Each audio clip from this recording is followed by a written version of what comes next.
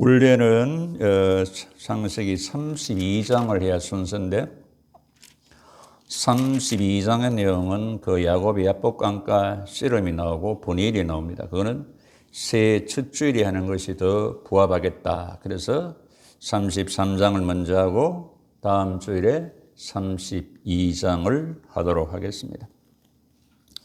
아마 여러분들은 방송 프로그램 중에서 사람을 찾는 그런 프로를 보신 적이 있을 것입니다.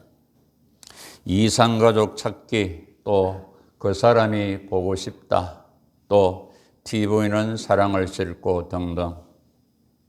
거기에 보면 20년, 30년, 40년 헤어져 살다가 부모와 자식이 만나고 형제와 자매가 만나고 스승과 제자가 만나고 또 일가 친척들이 서로 만나서 얼싸안고 좋아하면서 우는 장면들을 여러분들이 보셨을 것입니다.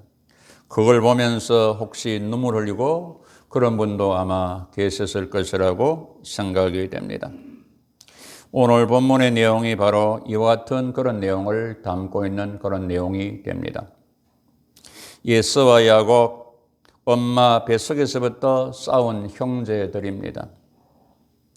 에서와 야곱, 태어났어도 동생 야곱이 형의 장자권 축복을 다 가로채므로 서로 간의 미움과 정오, 반목이 있었습니다. 우리가 심리적으로 봐도 형제 자매지간에도 시기심, 질투심, 그런 경쟁심이 있습니다. 성경도 그것을 인정하고 있습니다. 잠언 18장에서 노엽게 한 형제와 화목하기가 견고한 성을 취하기보다 어려운저 이러한 다툼은 산성 문빗장 같으니라 그렇습니다. 형제간에도 이런저런 상처가 있으면 마음문 열기가 어렵다고 성경도 인정을 하고 있습니다. 형에서는 20년이라는 긴 세월이 지났지만 동생을 죽이려고 400명의 군사를 이끌고 오는 그 장면을 보게 됩니다. 야곱도 평생 형을 속인 것, 장자의 명분을 빼앗은 것 때문에 마음 한구석에 죄의식을 가지고 두려움 가운데 그렇게 평생을 살아왔습니다. 그런데 본문에서는 에서와 야곱, 형과 동생이 서로 용서하고 화해하고 형제애를 나누는 참으로 아름다운 그런 장면을 우리가 보게 됩니다. 사람은 관계적인 존재입니다.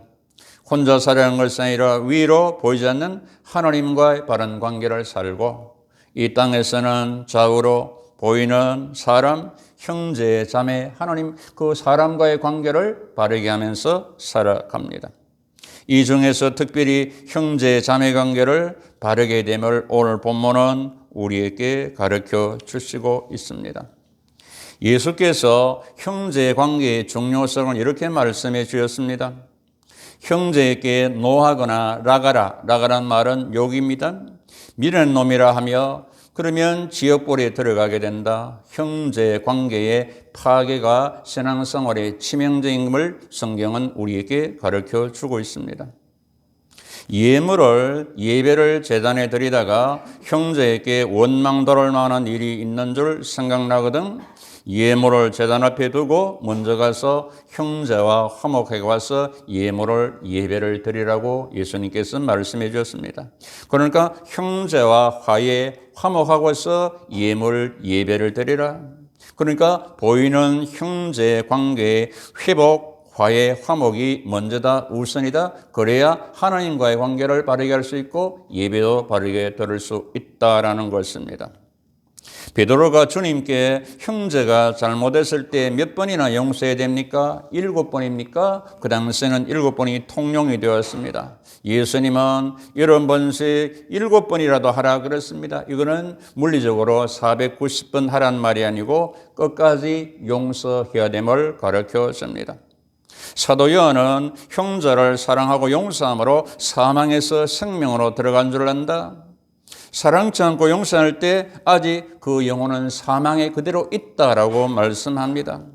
형제를 미워한다는 것은 살인자다. 살인자는 영생이 그 속에 없다라고 성경은 말합니다. 다윗은 형제가 연합하여 동거하는 것이 선하고 아름다운 일이고 영생이라고 우리에게 가르쳐 줍니다. 독일 베벤하우젠의 오래된 수도원인데 거기에는 두 마리의 사슴뿔이 엉켜져 있는 그런 해골이 전시되어 있습니다. 이것이 무슨 뜻입니까? 둘이 싸우다가 뿔이 엉켜서 빠져나오지 못하고 굶어 부동되다가 죽었다는 것입니다. 그렇습니다. 그걸 보고 여러분들은 형제자매에 싸우지 말고 화해하라고 수도원 앞에 그런 것을 놔주었다는 사실을 가르쳐 주고 있습니다. 여러분, 이 사슴처럼 되지 않기를 바라고 원하는 것이 오늘 성경에도 가르쳐 줍니다. 서로 용서하지 않으면 둘 다 죽는다는 것입니다. 서로 용서하면 둘 다 산다는 그 같은 의미가 됩니다. 먼저 용서를 구하는 것은 대단한 용기가 있는 사람입니다. 먼저 손 내밀어 용서를 구하면 거기에 기적이 일어난다는 사실입니다. 여러분, 형제 자매 간의 사람 관계에서 용서하고 화해하고 화목하게 살아가야 하는데 이것이 하기가 그렇게 쉽고도 어려운 것입니다. 자, 어떻게 하면 형제 간에 자매 간에 형제 자매 간의 대인 관계에서 서로 용서하고 용납하고 화해해서 화목하게 아름다운 모습으로 살아갈 수 있을까요? 에서와 야곱을 통해서 배우고 적용하여 우리는 평화의 복을 누려야 되겠습니다. 먼저 진실로 하나님을 만나고 하나님의 은혜를 받아야 됩니다. 하나님을 만나고 하는 은혜를 받아야 합니다. 야곱은 다음 절에 다룰 그 내용에 야복 강가에서 홀로 기도를 통해서 하나님을 만나 새 사람 이스라엘로 변화되었습니다. 브니엘이라 브니엘, 하나님 얼굴을 보았다. 이런 하나님의 얼굴을 맞대고 대면했다는 말입니다. 하나님을 간접적으로 지식으로 배우고 듣고 아는 것보다 심령으로 하나님을 만나고 은혜를 체험이 있어야 된다라는 사실입니다. 하나님을 만났다 그 말은 하나님의 은혜를 체험했다, 성령을 받았다, 말씀을 받았다, 새 사람 변화되었다는 말이 됩니다. 남녀가 진정으로 만나면, 스승과 제자가 진실로 만나면 변화되는 것을 보게 됩니다. 하나님을 생명으로 만나고 은혜를 받은 사람이 변화되지 않겠습니까? 예수님을 전인격적으로 만난 사람은 반드시 변화가 됩니다. 이것을 우리는 새 사람이 되었다, 거듭났다, 새로운 피조물이다, 하나님의 백성이다 그렇게 말합니다. 그러니 심령이, 생각이, 시각이, 관점이, 의식이, 언어가, 생활이 바뀌게 되는 것입니다. 바울을 보면 예수 만나기 전에 회방자요, 핍박자, 포행자였습니다. 예수 믿는 사람 죽이는 사람이었습니다. 다메섹에서 예수를 만난 후 완전히 변화됐습니다. 전도자로, 순교자로 그렇습니다. 그래서 후에 고백했습니다. 내가 회방자, 핍박자, 포행자일 그때는 내가 예수를 알지 못해서 그랬다. 예수를 만나지 못해서 그랬다고 고백했습니다. 야곱이 야복강가에서 하나님을 만나니까 이스라엘로 변화됐습니다. 그 구체적인 내용은 오늘도 조금 언급하겠습니다만은 다음 시간에 나누도록 하겠습니다. 야곱이 이스라엘로 변화되니까 하나님의 사람이 되니까 겸손한 사람이 되었습니다. 3절 형 에서 앞에 나가서 몸을 7번 굽혀서 큰절을 합니다. 한 번도 아니고 7번을 땅에 엎드려 절합니다. 교만하고 거만하던 야곱이 먼저 무릎을 꿇는 겸손의 사람으로 변화되었습니다. 자신의 삶을 온몸으로 회개하고 철저하게 용서를 구하고 화해를 요청하는 그런 태도인다는 사실입니다. 7번 땅에 엎드려 절한 것입니다. 이러한 인사는 고대 근동 지방에서는 왕이나 점령자에게 하던 예로서 존경심과 경외심을 표현할 때 사용되는 것입니다. 야곱이 형 옆에 가서 7번 몸을 굽혀 절한다는 것은 누가 시켜서 되는 것이 아닙니다. 하나님의 얼굴을 대면하는 사람, 하나님의 은혜를 받은 사람만이 그렇게 할 수가 있다는 사실입니다. 내 힘으로 되는 것이 아니라는 말입니다. 야곱만 절한 것이 아닙니다. 6절, 7절에 여성들, 자식들, 부인들, 조카들, 온 가족들이 모두 겸손히 절합니다. 이것은 형님은 주인이며 우리는 종입니다는 그런 자세를 취하는 것입니다. 8절, 13절, 14절에 보십시오. 야곱은 형 에서를 주라고 계속으로 그렇게 주라고 말하고 자기는 종으로 말하고 있음을 보게 됩니다. 이렇게 되자 4절에 보시면 에서가 달려와서 그를 맞아여 안고 목을 어긋맞추어서 그 입맞추며 서로 우니라 그랬습니다. 20년 동안 쌓였던 분노가 용서로, 미움이 사랑으로, 원한이 국률로, 정오가 화해로 녹아내리고 있는 그 모습을 보게 됩니다. 내가 먼저 변하고 낮추면 상대도 변함을 알 수가 있습니다. 우리는 고집스럽게도 네가 먼저 변해야 내가 변한다고 고집을 부리면서 상대가 변하기를 바라고 있지는 않습니까? 아닙니다. 내가 먼저 변하고 손을 내밀면 상대도 변함을 알 수가 있습니다. 부부 사이도 그렇고 성도 사이도 그렇고 형제 사이도 내가 먼저 하는 은혜를 받고 내가 먼저 변하고 인사해야 된다는 것입니다. 내가 변하고 먼저 겸손히 절하는데 상대가 변하지 않다면 그 상대가 마음속에 더 괴로울 것입니다. 변화된 사람이 변화를 일으키는 것을 우리는 보게 됩니다. 하나님의 은혜는 두 형제에게 동시적으로 일어났습니다. 에서는 복수의 칼을 내려놓고서 야곱을 안고 울었습니다. 하나님의 은혜가 임한 것입니다. 20년 동안 마음 깊숙이 자리 잡고 있던 미움과 증오가 풀렸으니 얼마나 마음의 짐을 벗고 자유했겠습니까? 생각만 해도 장자권 빼앗기고 축복 빼앗기던 죽이고 싶던 동생이었으니 그동안 얼마나 마음이 무겁고 피곤하고 얼굴이 굳어 있었겠습니까? 이제 여기서 해방되고 자유했으니 얼굴이 밝았다는 사실입니다. 여러분 얼굴이 뜻을 알죠? 여러분 뭡니까? 얼굴은 얼꼴에서 나왔습니다. 을이 굴에 이 얼굴에 보이는 것을 말합니다. 그래서 우리는 이런 말을 합니다. 얼 빠졌다 그랬습니다. 그리고 우리는 나쁜 이미지만은 꼴 좋다 그런 말을 하기도 합니다. 그렇습니다. 얼은 정신이고 영혼입니다. 꼴은 형상이고 이것이 통로가 됩니다. 에서의 마음에 자유가 왔으니 얼굴 모습이 환해졌습니다. 얼굴은 사람과의 관계에서 제일 먼저 인식되는 그런 수단이 됩니다.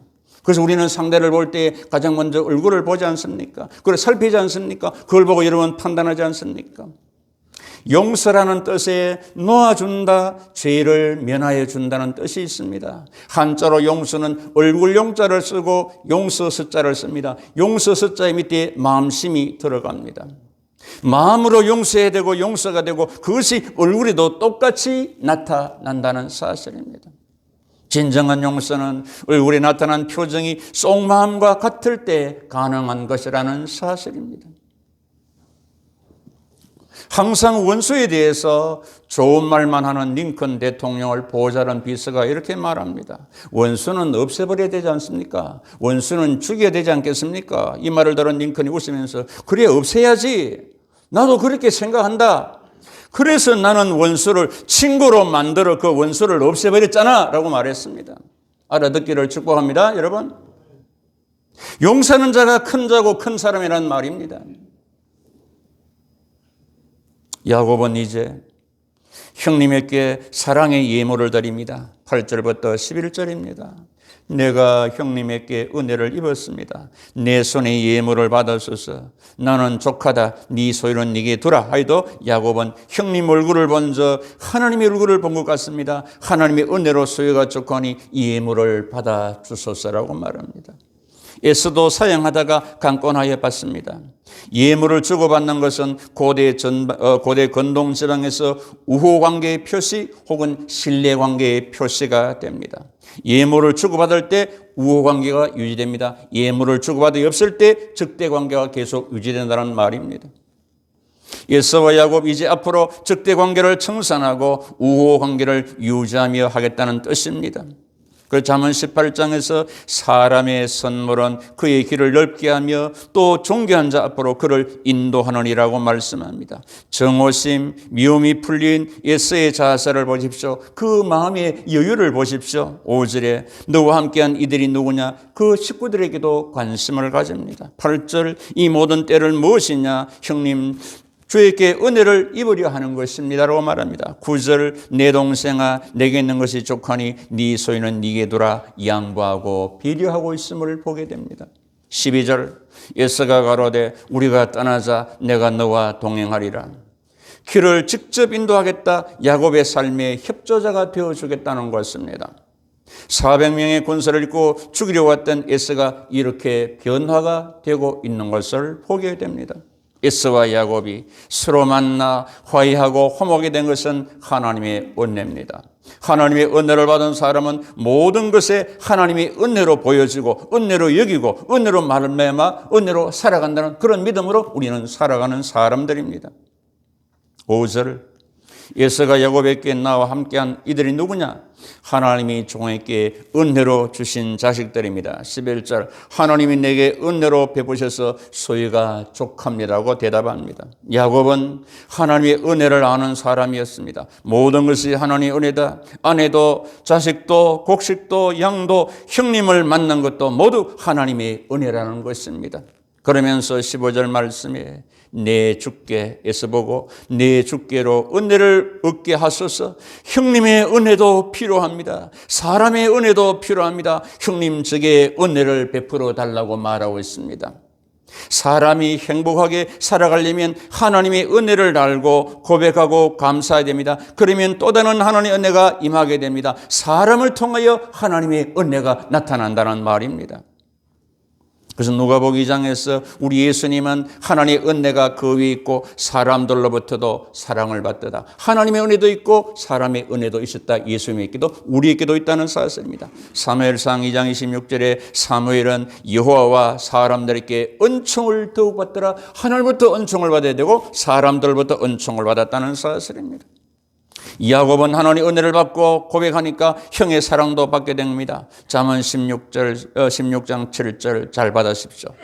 사람의 행위가 여호와를 기쁘시게 하면 그 사람의 원수라도 그와 더불어 화목하게 되느니라. 아멘. 다시 한번 사람의 행위가 여호와를 기쁘게 하면 그 사람의 원수라도 그와 더불어 화목하게 되느니라. 믿고 아멘. 할렐루야 여러분. 하나님의 깊은 은혜를 입고 사람과 화해를 이룬다는 사람에게는 하나님의 또 다른 은혜를 다른 사람의 은혜를 입게 한다는 사실입니다. 성경은 이렇게 약속합니다. 시편 37편 37절 모든 화평한 자의 미래는 평안이다. 그러니까 사람 관계 모든 관계에서 화평하면 미래는 평안이다. 잠언 12장 20절 화평을 원하는 자에게는 희락이 있느니라. 화평하면 그 마음속에 희락이 있느니라. 야고보 3장 18절 화평하게 하는 자들은 화평으로 쓰며 의의 열매를 거두게 되니라. 그 의의 열매는 성령의 열매입니다. 그래서 서로 화평해야 그런 의의 열매를 거두니라. 로마서 14장 17절 하나님의 나라는 먹는 것과 마시는 것이 아니요 오직 성령 안에서 의와 평강이라고 말합니다.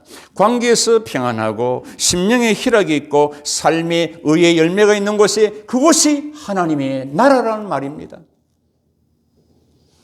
그래서 예수님께서 말씀합니다. 화평케 하는 자는 복이 있나니 하나님의 아들이라 일컬음을 받으리라. 화해, 화평, 화목해야 우리가 하나님의 사람이 된다라고 말합니다. 진정 하나님의 사람은 하나님과도 화목하고 사람과도 화목하며 하나님의 자녀로서 하나님의 나라를 누리며 살아가는 것입니다. 사랑하는 성도 여러분, 여러분들은 지금 형제 자매 사이는 화목하십니까? 사람과의 관계에서 화평하십니까? 형제 자매 사이에 해묵은 감정, 미움, 시기, 정오는 없으십니까? 사람과의 관계에서 서로 등지고 사시는 분은 없으십니까? 그래서 마음이 편찮은 분 안 계십니까? 용서 못했다고 해놓고서 뒤돌아서서는 혹시 마음으로 울고 있는 분은 안 계십니까?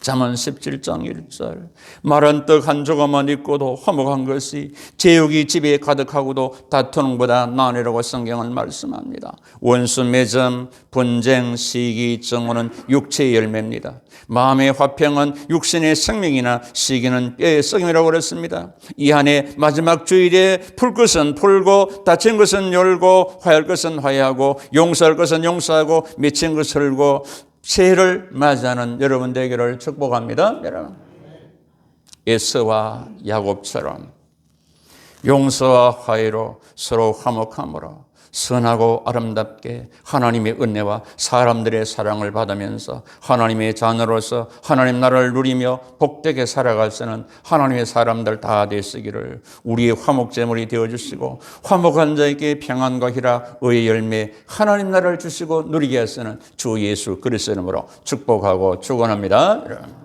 결론의 말씀 시편 131절 따라합니다. 보라 형제와 연합하여 동거함이 어찌 그리 선하고 아름다운고. 아멘. 형제와 연합하여 동거하는 것이 그것이 선하고 아름답다라는 사실입니다. 기도합니다. 여호와는 네게 복을 주시고 너를 지키 쓰기를 원하며 여호와는 그 얼굴을 네게 비사 은혜 베푸시기를 원하며 여호와는 그 얼굴을 네게로 향하여서 평강 주시기를 원하러 할지니라. 지금은 십자가로 화목제물이 되어진 주 예수 그리스도의 은혜와 죄인들을 용서해 주시는 하나님의 놀라우신 사랑하심과 관계적인 평화로 살게 하시는 보혜사 성령님의 은사가 형제 자매와 화해로 모든 사람과 화목함으로 하나님 나라를 이루며 살아오자 하는 주의 친백성들의 그 심령과 가정과 형제 자매 관계, 사람과의 관계, 일생의 삶, 장래 후대 이 교회 위에 영원토록 함께 계시기를 간절히 축원하옵나이다. 아멘.